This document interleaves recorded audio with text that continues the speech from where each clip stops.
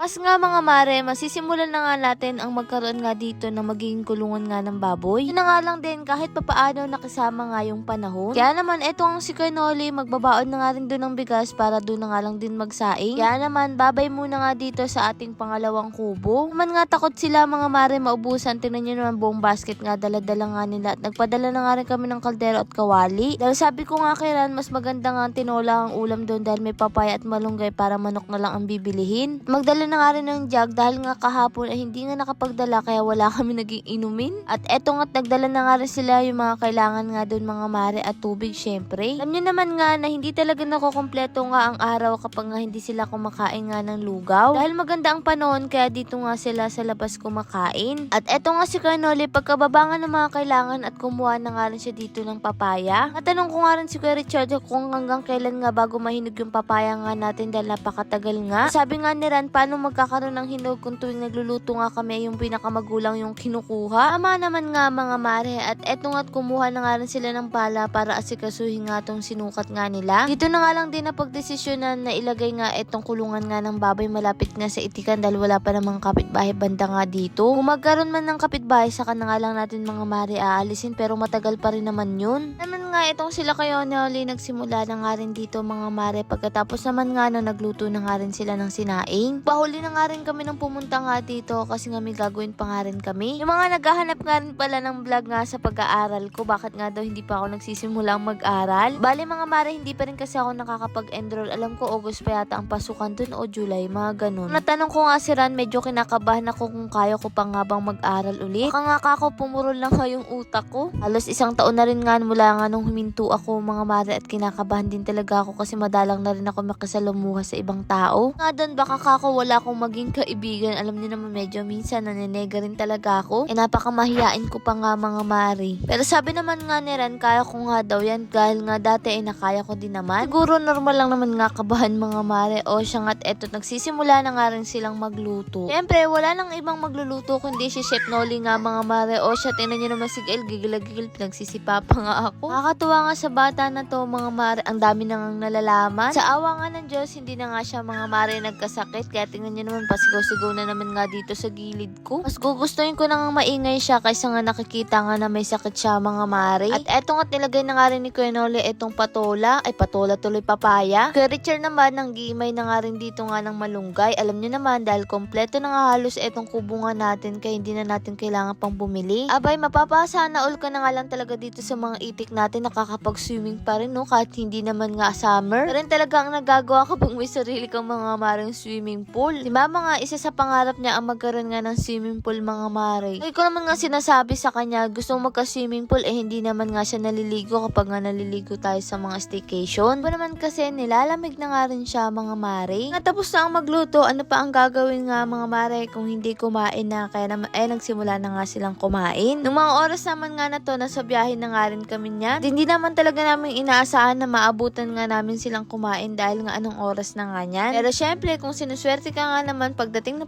nga namin kumakain nga sila kaya naman nakihati na nga rin kami. Sakto nga mga mare hindi pa naman kami kumakain kaya nakikain na nga rin kami dito. Kaya po mahaba ang uso ko dyan tinuturo ko nga kay Eric na kumain na nga rin dahil may plato naman nga mga mare dito sa harapan ko. May mga kakilala ba kayong ganun yung kapag nga pupunta saktong kumakain kayo? Pas naman nga no nakapagpahinga na nga sila nag-asikaso na nga rin sila dito sa kulungan nga ng baboy. Bali hapon na rin nga sila nakapagsimula. Pero syempre wala rin namang talagang oras na kung kailan nga matatapos to dahil hindi naman nga kailangan magmabilis. Kahit naman paunti-unti matatapos nga din yan mga mare. O siya naalala ko nga lang tuloy yung bowl nga natin dito. Sa totoo lang nasabi ko na rin naman sa inyo na hindi ngayon madumi. Pero nakakatuwa lang din talaga namang meron talagang nakakaintindi. Pero minsan talaga siguro ganun talaga umiiral ang pagiging judgmental natin. Kahit naman nga kami may pagka-judgmental nga kami. Pero yun nga lang din na lang namin sinasabi. Pero yun nga mga mare naulitin ko hindi nga po yung dumi dahil nga lang din po yung sa tubig. Nagulat nga rin kasi ako sa kabilang app ay talaga namang muntik pa nga mag-viral dahil nga sa bowl. Pero syempre may kanya-kanya nga tayong opinion at iba-iba nga tayong mga mare ng pananaw nga sa buhay. Siya nga ito nga mga mare sa mga nag-iantay nga ng update nga natin dito sa CR pagkatapos natin pinturahan eto na nga mga mare ang naging itsura nga niya. Maputik nga lang din mga mare kasi nga umulan nga kahapon at talagang naanggihan nga to. Pero ayun nga, kailangan mo lang din talaga antayin nga siyang matuyo at eto na nga mga mare, ang ganda nga rin ng kinalabasan niya kasi talaga naging mas malinis nga to. Dito nga mga mare, masabi ko hindi naman nga siya madulas, parang tiles nga lang din. Banggit ko nga rin kay Ran na mas madulas pa nga yung tiles nga natin dun sa CR, dun sa kabila. Hindi naman nga to basta-basta nababakbak kasi nga nung nakaraan nga, bayad magdadalawang buwan na nga sa lababo natin, palaging nababasa at palagi natin ginagamit, ganun pa rin naman. Siguro nakadepende na nga lang din sa pag-a-apply nga nito mga mare. At syempre sa paggamit na nga rin. At eto nga sabi nga ni Eric, bibili nga doon si Ate Flor nga ng talong, kaya naman sabi ko nga kumuha na nga rin dito. Napakaganda rin talaga ng talong dito mga mare, sobrang lalaki. Sakto nga mga mare na mahal nga ang kilo ng talong nga ngayon at eto nga nakakuha na nga rin sila Eric. Sabi ko nga kung kulang dagdagan na nga lang din sa kabila kasi marami na rin dong bunga at eto na nga mga mare yung ginagawa nga nila dito. Sabi ko nga rin kay Eric, pilian na nga namin para maiwan na nga dito yung may mga butas, pero sa awa ng Diyos dalawa lang ate nakuha namin may butas. Talagang tinititigan namin ng maigi para ngayong mga bibili nga sa atin hindi rin malugi at hindi masayang ang perang pinambibili sa atin. Pag nga may konting butas lang yan, hindi na nga namin sinasama ba kasi nga may uod na at nakakatuwa nga itong aso na to mga mare. Oh. Dito nga lang to sa malapit sa bahay nga, tingnan nyo naman napakaganda nga ng balahibo niya at ang bait. Kami aakalain mo talagang siya ang may-ari ng lupa mga mare, abay nililibot nga niya. Napakaganda nga rin ito, tingnan nyo naman sobrang amo niya rin talaga lumalapit nga sa tao. O siya, kung tinatanong yung mga mare ko anong ginagawa namin dyan, sinasabi ko nga kay Ran na medyo blooming na nga ako. Kasi mga mare, ginagamit na nga natin dyan yung mga ilalabas nga natin na sabon. Mare, abangan nyo yung sabon na ilalabas nga natin at tiyak na magugustuhan nyo nga yun. Bukod doon, lotion din pala. So, tinitiyak ko nga na talagang maganda nga yun mga mare para sulit na sulit ang pera nyo. Ilang sample na nga rin talaga mga mare yung dumadaan nga sa atin para nga tingnan talaga natin kung ano nga yung effective. Kaya sa loob nga ng 6 na buwan ay pinoproseso pa rin natin yun mga mare, kaya sobrang excited ko nga rin ma-share yun sa inyo. Basta malapit na yun at abangan nyo mga mare. Lord, maraming salamat sa lahat ng blessing at syempre sa inyo mga mare. Paano ba yun? Bukas na lang ulit.